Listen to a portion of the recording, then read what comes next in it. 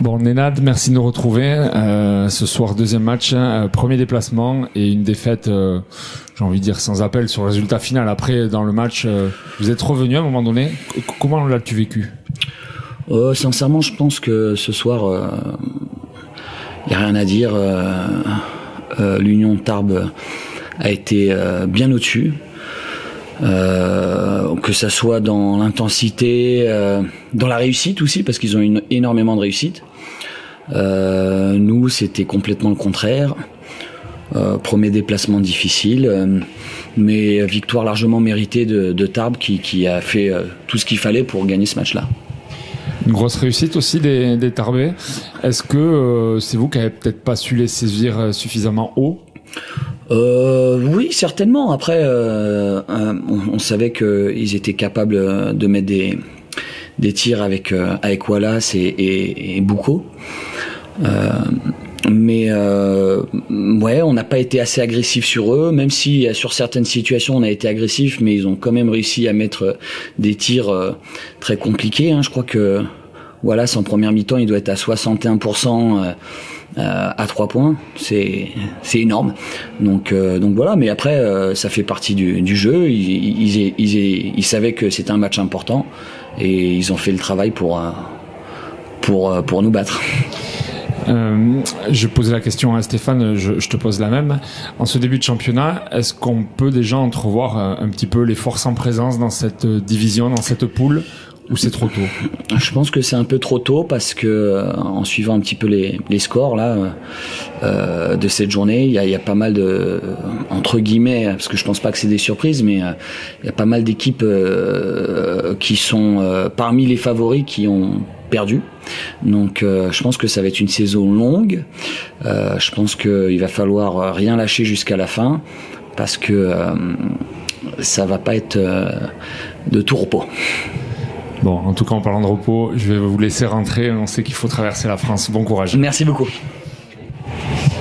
Bon, Stéphane, félicitations pour cette première victoire qui lance, j'ai envie de dire, enfin la saison, même si on n'est qu'au deuxième match. Mais en tout cas, elle fait du bien, celle-ci à domicile.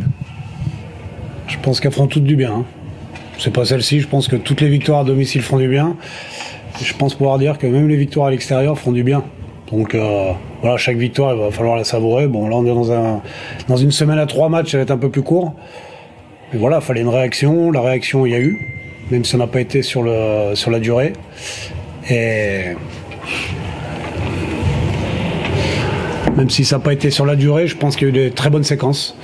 Maintenant, on n'a encore pas, on va dire, cette faculté à rester concentré sur ce qu'on doit faire. Pendant 40 minutes, dès qu'il y a 10 points d'avance, on se donne des jokers. Et ça, faut qu'on balaye ça de notre jeu, parce que toutes les équipes ont les moyens de revenir quand elles sont à moins 10, moins 12, moins 15. On n'a pas le droit de donner une chance aux équipes de revenir. Et je pense que ce soir, on en donne 2 ou 3, par excès de gourmandise. Ce soir, une grosse réussite à mi-distance, c'est aussi une intensité défensive. Est-ce qu'il y a une relation de cause à effet entre ces deux choses-là ? L'intensité en défense permet peut-être de créer du rythme en attaque et de trouver des shoots ? De toute façon, nous, on sait qu'on est une équipe de rythme, donc voilà, nous, il nous faudra du rythme.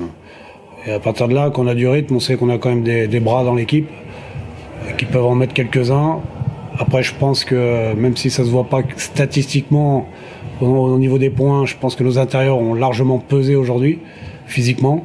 Il va falloir apprendre à leur donner encore quelques ballons quand ils sont vraiment ouverts, quand ils font vraiment les efforts. Voilà, et il faut qu'on trouve un équilibre. Mais bon, d'où on vient de Quimper, je peux vous dire qu'on est content d'avoir fait cette prestation aujourd'hui. L'équipe du RAC a gagné Rennes, qui est votre prochain adversaire.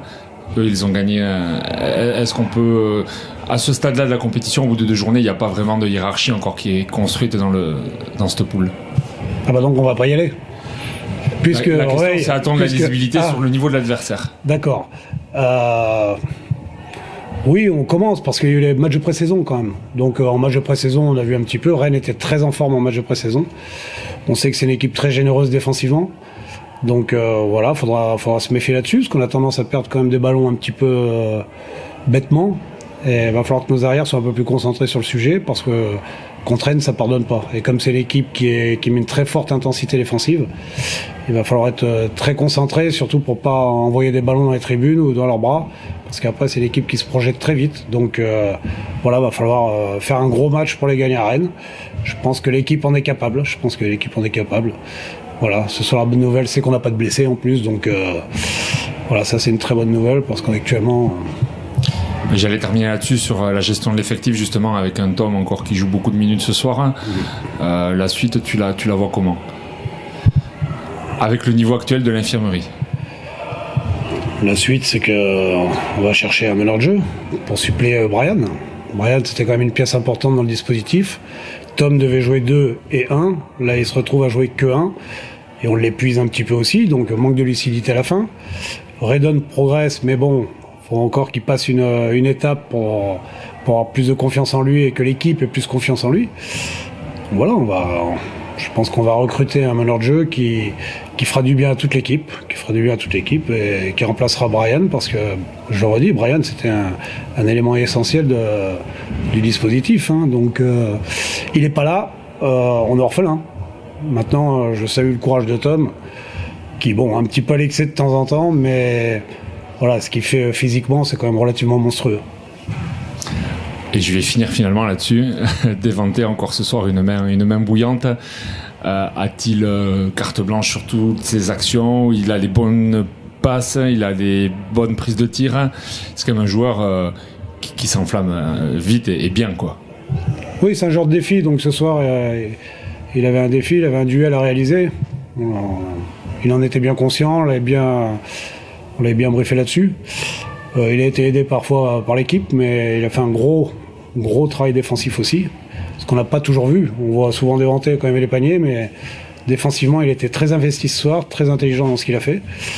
Voilà, moi je salue sa performance plus défensive, qui m'a pas étonné, mais que je vois moins souvent. Après Devante, on sait le bras qu'il a. Donc puis les joueurs lui font confiance. Et je pense que c'est quand il y a du rythme, il adore ça. Donc comme je dis, il faut continuer de courir, il faut que toute l'équipe court, parce qu'on est une équipe de rythme, on n'est pas une équipe qui veut attaquer sur demi-terrain. Voilà. Ok, merci et puis bon déplacement à Rennes. C'est gentil, c'est la banlieue.